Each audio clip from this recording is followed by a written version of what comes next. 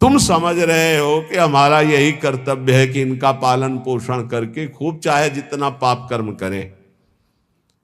तो श्रीपाद कह रहे निज सर्वनाश करो। अपने आत्म स्वरूप का सर्वनाश करने वाले, तेरी ये समझ में नहीं आ रहा कि तू जिस पाप कर्म से धन कमा रहा है तो ये तेरा सर्वनाश कर देगा। तू परिवार को अपना सुहृद समझ रहा है, निज जन समझ रहा है, उसके लिए पाप कर रहा है, ये तेरी दुर्गति कर देगा। मरने वाले की अंतिम इच्छा पूछी जाती ना, क्या अंतिम इच्छा है? ये जो पुण्य का त्याग करके पाप कर्म करते हुए उन्नति को प्राप्त हो रहे हैं, इनकी अंतिम इच्छा पूरी की जा रही है। बहुत बुरी तरह नष्ट होंगे। ये वृंदावन में आप सत्संग में सुन रहे हैं, इसे दिमाग में बैठा लीजिए। पाप कर्म करने पर जो उन्नति प्राप्त होती है, तो जैसे फांसी देने वाले की अंतिम इच्छा पूरी की जाती है, ऐसे तुम्हारी अंतिम इच्छा है ये, भोग लो इसे। क्यों? तुम्हारे सुकृत अब सब नष्ट हो गए हैं। अब जो तुम्हारे पाप कर्म का फल आने वाला है, सर्वनाश का तांडव होगा। आंख खोल करके समाचारों में और संसार में देख लीजिए, कोई भी रहा न कोकुल रोवन हारा। इतिहास साक्षी पढ़ के देख लीजिए। प्रगट में वर्तमान समय में, भूतकाल में, तो भविष्य में भी ऐसा ही होगा। ये खूब देखी हुई बात, सुनी हुई बात, पढ़ी हुई बात, समझी हुई बात कह रहा है। पाप कर्म करने वाले की उन्नति का मतलब है अंतिम इच्छा। अब सर्वनाश का तांडव उसके जीवन में होने वाला है, बहुत बुरी तरह उसका सर्वनाश होता है। इसलिए निज सर्वनाश करो। अपना सर्वनाश करने वाले पाप कर्मों को करके स्त्री पुत्र परिवार आदि की कामनाओं को पूर्ण करने वाले तेरी दुर्गति होगी, तेरे परिवार की दुर्गति होगी। इस बात को समझ। धर्म पूर्वक चल तो गृहस्थ धर्म से ही भगवत प्राप्ति, सबका मंगल हो जाएगा। असंख्य जन्म व्यर्थ कर दिए, अब ये मानव जीवन तेरा व्यर्थ ना जाए। इसलिए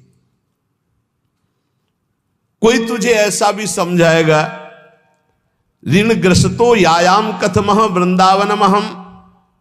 देखो तुम्हें हमारा ऋण है, मातृ ऋण, पितृ ऋण, ऋषि ऋण और भी जगत के ऋण। तुम कैसे वृंदावन जा सकते हो? कैसे तुम भजन कर सकते हो? कैसे तुम भगवान की आराधना कर सकते हो? नहीं। त्यजेयम व्या वृद्धावगति पितर उदार शिशुकान।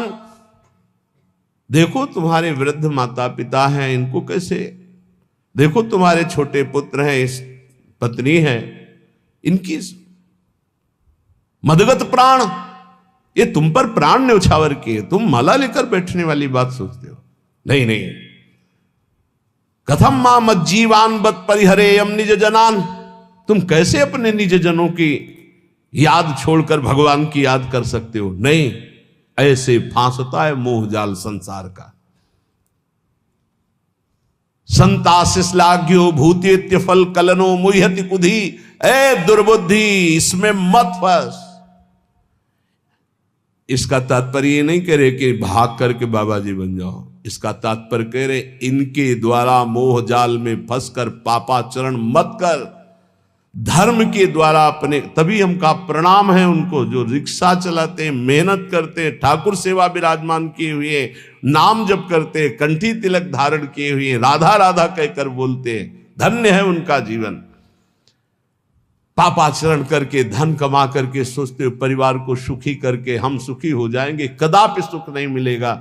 संताश्लाघ्यो भूतेत्य फल कलनु मुह्यति कुदी। अय दुर्बुद्धि, तेरा नाश हो जाएगा। तू समझ नहीं पा रहा, तो भी मोह से युक्त है। इसलिए मानव जीवन, ये अंतिम जीवन हमारा होना चाहिए। जो जो हमारे परिवार में हमारे साथी बने हैं, पत्नी पुत्र, सबका कल्याण करूंगा। जब 21 पीढ़ियां तर जाती हैं तो औरों की बात क्या। हे सच्ची मानो, तुम्हारा इतना महान बल है कि तुम अपने बल को जागृत करो तो तुम पूरे परिवार को क्या, मम भक्ति युक्तो भुवनम पुनातो, पूरे मृत्यु लोक को तारने की सामर्थ्य आ जाती है नाम जपक में।